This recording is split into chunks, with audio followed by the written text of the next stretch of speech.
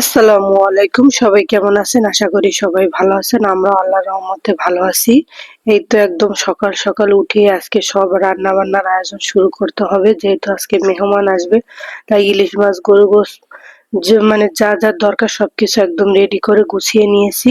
আর আজকে শুক্রবার দিন, তাই সবকিছু রেডি করতে আজকে সাহায্য করেছে ওর বাবা। আর এই তো আমি একদম কাটাকুটি করে সব গুছিয়ে তারপর রান্নার জন্য চলে আসলাম। এখানে ইলিশ মাছগুলো ভিজিয়ে রেখেছি, সেগুলো একদম কেটে পরিষ্কার করে লবণ হলুদ মাখিয়ে নেব। লবণ হলুদ মাখানো হয়ে গেলে এগুলোকে আমি কিছুক্ষণ রেখে তারপর যে গরু মাংসটা আছে সেটাও ধুয়ে রেডি করে নেব। আর এই তো চুলায় একটা কড়াই বসিয়ে তারপর এখন একে একে মাছগুলো ভেজে নেব। একটা একটা করে রান্না শেষ করতে হবে, তাই রান্নাগুলো একটু ঝটপট করেই করে নিচ্ছি। আর এই তো ইলিশ মাছগুলো ভাজা হয়ে গেছে, এটাকে এখন আমি উঠিয়ে নেব। আর এখানে আমি দুইটা মাছ একদম লবণ হলুদ মরিচ সবকিছু দিয়ে মাখিয়ে দিয়েছি, এটা একদম ভাজা পোড়া পোড়া করে তারপর তুলে নেব। এরকম একদম মাছগুলো ভেজে খেলে কিন্তু খুবই মজা হয়। মাছগুলো আমার ভাজা হয়ে গেছে, এখন আমি মাছগুলো তুলে নেব। তুলে নেওয়ার পর ওই তেলের ভিতরেই আমি এখন যে ইলিশ মাছগুলো অল্প ভেজেছি সেগুলো রান্না করবো। এর জন্য পেঁয়াজ আর কাঁচামরিচ দিয়ে দিলাম, এটা এখন কিছুক্ষণ ভেজে নেব। পেঁয়াজ মরিচটা যখন ভাজা হয়ে যাবে তখন আমি এখানে দিয়ে দেবো টমেটো আর কাঁচা মরিচের পেস্ট, এগুলো দিয়ে সাথে দিয়ে দেবো হলুদের গুঁড়ো, মরিচের গুঁড়ো, পরিমাণ মতো লবণ, আর দিয়ে দিলাম হাফ চামচ জিরার গুঁড়ো আর ধনিয়ার গুঁড়ো। এখন এই মশলাগুলোকে সব একসাথে ভালোভাবে কষিয়ে তারপর দিয়ে দেবো একটু পানি। মশলাটা একদম পুরোপুরি কষানো হয়ে গেলে তারপর যে ভেজে রাখা মাছগুলো তুলে রেখেছি সেগুলোকে একটু মশলার সাথে নাড়াচাড়া করে কিছুক্ষণ রান্না করে নিলেই রেডি হয়ে যাবে ইলিশ মাছের ছোট ইলিশ মাছ ভুনা। উঠানোর আগে দিয়ে দেবো এখানে আমি ভাজা একটু জিরার গুঁড়ো। তারপর ফুলকপির কোরমা করব। এর জন্য আমি এখানে একটা মাঝারি সাইজের ফুলকপি নিয়েছি, এটাকে একদম ছোট ছোট টুকরো করে কেটে নিতে হবে। ফুলকপি গুলো কিন্তু এখন শীতকালে খেতে অনেক মজা হয়, ভাজি রান্না বা সবজি সবকিছুতেই কিন্তু বেশ ভালোই লাগে। আর অনেক স্বাস্থ্যের জন্য ভালো। ফুলকপিটা একটু লবণ হলুদ দিয়ে আমি সিদ্ধ করে নিয়েছি।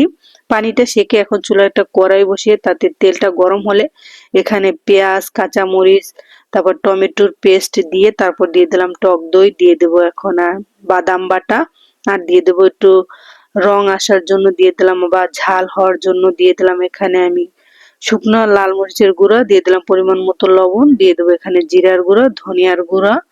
যেহেতু কোরমা রান্না করব তাই গোটা মশলা তো দিতেই হবে, তাই দারচিনি এলাচ আর তেজপাতা দিয়ে এখন এটাকে একটু জাল করে নেব। পানিটা বেশি দেওয়ার দরকার নেই, কারণ ফুলকপিটা আগেই আমি সিদ্ধ করে নিয়েছি অর্ধেক, এই পানিতেই সিদ্ধ হয়ে যাবে। এই জন্য অল্প পানির ভিতরেই ফুলকপিগুলো দিয়ে এখন একটু নাড়াচাড়া করে অল্প আছে এটাকে রান্না করে নিতে হবে।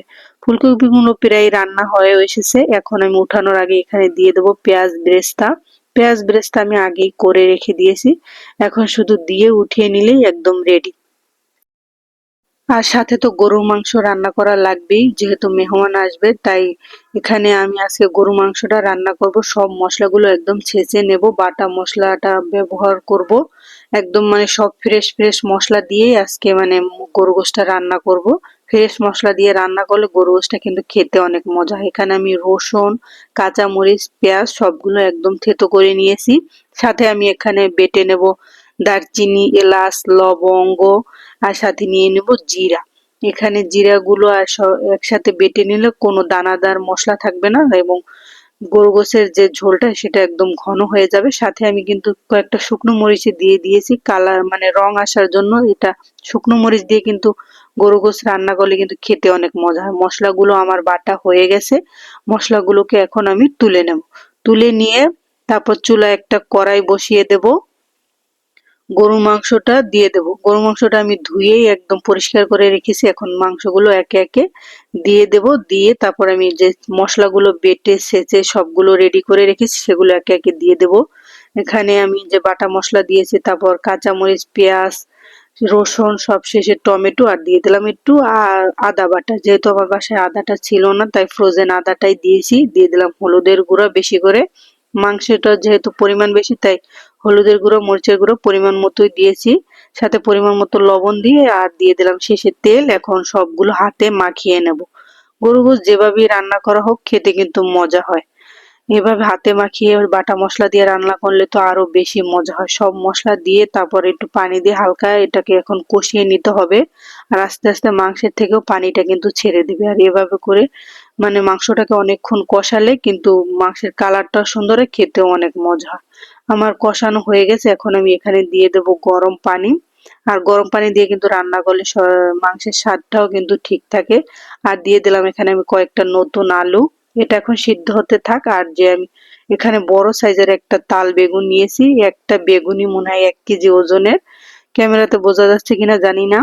আর বেগুনটা ধুয়ে আমি নিয়েছি, এটাকে কেটে নেব। আর এই সাইডে গরুর মাংসটা বলক চলে এসেছে। এটা এখন উঠানোর আগে একটু ভাজা জিরার গুঁড়া দিয়ে উঠিয়ে নিলে একদম গরুর মাংসটাও রেডি হয়ে যাবে। মানে একা হাতে এত কিছু রান্না করা, তারপর বাচ্চা সামলানো, এটাও কিন্তু একটা কঠিন কাজ। আর মেহমান আসলে তো মানে আরো সবকিছু একদম গুছিয়ে তাড়াতাড়ি করে তারপর সবকিছু একদম রেডি করে নিতে হয়, কারণ মেহমান আসলে তাদেরকেও সময় দিতে হয়, তাদেরকে রেখে তো আর রান্না বান্না করা যায় না। তাই সবকিছু একদম ঝটপট করে নিতে হবে। যেহেতু আজকে শুক্রবার দিন, ওর বাবাও বাসায় আছে, তাই একদম সহজেই মানে রান্না বান্না গুলো করে ফেলতে পারছি। আর যে বাটা মশলাটা আজকে বেটেছি সেটা দিয়ে বেগুনটা ভাজবো। আর এই বাটা মশলা বেগুন ভাজলে কিন্তু অনেক মজা হয়। আমি এখানে বেগুনটা কেটে ধুয়ে পরিষ্কার করে নিয়েছি। তারপর যে মশলা, হলুদের গুঁড়ো আর একটু লবণ এগুলো দিয়েছি। যেহেতু বাটা মশলা মরিচ ছিল তাই আর মরিচ দিলাম না। মশলাগুলো মাখিয়ে তারপর চুলায় একটা কড়াই বসিয়ে তাতে তেল দিয়ে দেব। তেলটা গরম হলে আমি এখানে দিয়ে দেব বেগুন। বেগুনটা একটু বড় সাইজের, প্রথমে আমি 2টা বেগুন দিয়েছি, তারপর দেখি না মানে কড়াইতে মানে হচ্ছে না, তাই একটা তুলে নিয়ে আর একটা একটা করে ভেজে নেব। বললাম না যেহেতু বড় বেগুন তাই একটু ভাজতে সময়ও লাগবে, আবার এটা একটা একটা করে ভেজে নিলেই কিন্তু একদম পারফেক্ট ভাবে ভাজা হবে। নাহলে একটার এক সাইড হবে আর এক সাইড হবে না। এভাবে করে বেগুনগুলো আমি ভেজে নিয়েছি। একটু উপর দিয়ে ডেকোরেশনের জন্য পেঁয়াজ আর কাঁচামরিচ গুলো দিয়ে দেব। আর এই তো আমার রান্না বান্না শেষ। ওর সাথে কিন্তু আমি সাদা ভাত আর পোলাও রান্না করেছি, ওগুলো আর দেখানো হলো না। তাই আবার বলবেন না যে রান্নার সাথে ভাত পোলাও এগুলো কি ছিল না।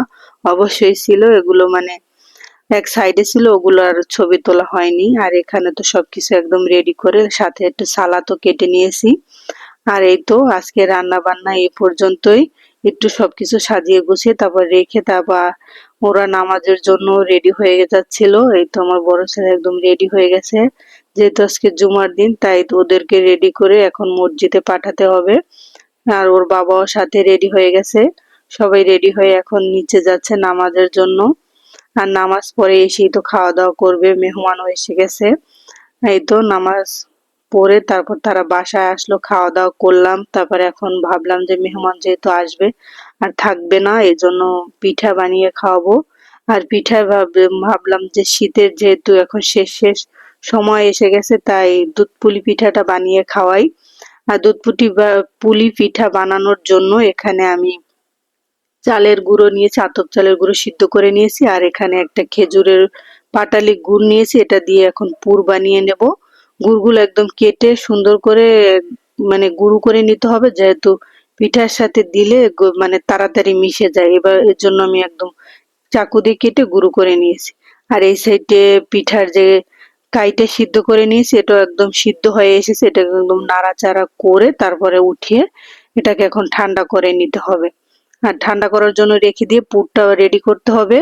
তাই এখানে আমি নিয়ে নিলাম কেটে রাখা গুড় আর নিয়ে নিলাম নারিকেল। আর এগুলোকে এখন ভালোভাবে একটু জাল করে নেব, অল্প আছে যেহেতু আস্তে আস্তে পিঠাটা গলে যাবে। আর কোনো পানি ব্যবহার করার দরকার নেই। নারিকেলের আর মিঠাটা এইভাবে করে একদম হালকা আছে এটাকে জাল করে নিতে হবে। এভাবে করে জাল করে নিলে কিন্তু একদম খেতে অনেক মজা হয়। আর মিঠা দিয়ে এমনি পিঠা বানালে কিন্তু খেতে আরো স্বাদ হয়।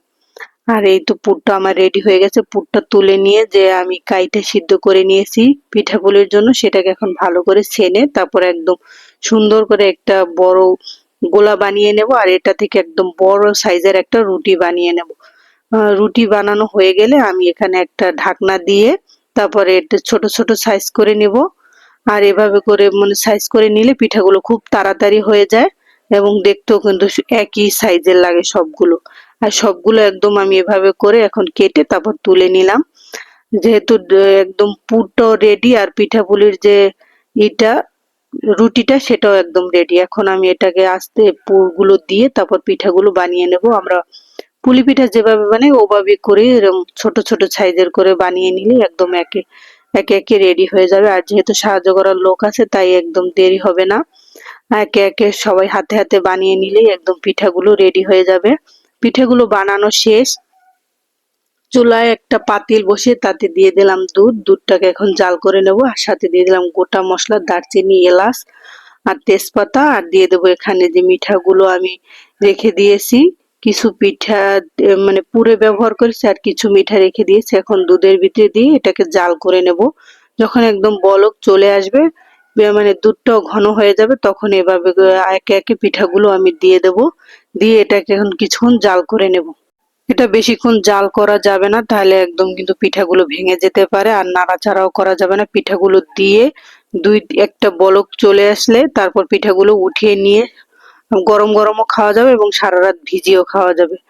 আজকের ভিডিও এই পর্যন্তই। সবাই ভালো থাকবেন, সুস্থ থাকবেন। আল্লাহ হাফেজ।